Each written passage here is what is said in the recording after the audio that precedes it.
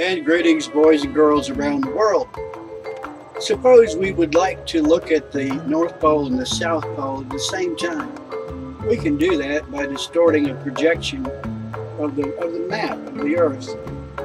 Now we can understand how the oceans circulate around the Earth, bringing warm water to the North Pole.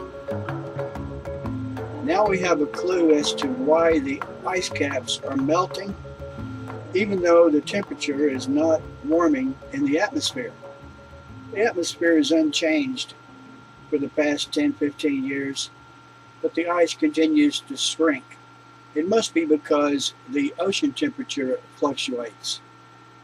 Who could be responsible for causing the oceans to fluctuate in temperature? The oceans have been warming for over 100 years. I suspect that back in the days of Jesse James, the bank robber who robbed trains, Jesse James and his gang used kerosene lanterns. There was no gasoline, there were no cars. John D. Rockefeller had not yet made a name for himself by cornering the market of kerosene. But obviously, this is when mankind, the United States, because we're responsible for everything, not China, which emits more carbon dioxide than we do, but the United States is to blame. And we thought the blame was more recent. We could place the blame on the United States in the more recent past, but it obviously goes all the way back to Jesse James, who robbed trains, and probably in the course of robbing banks, set a few barns on fire with kerosene lanterns as a diversion.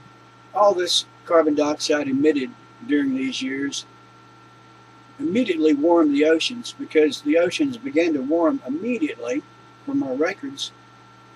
So we're probably suffering polar bear extinction today because of the carbon dioxide put into the atmosphere during the days of Jesse James, shortly after the American Civil War, about the time that Charles Dickens wrote A Christmas Carol.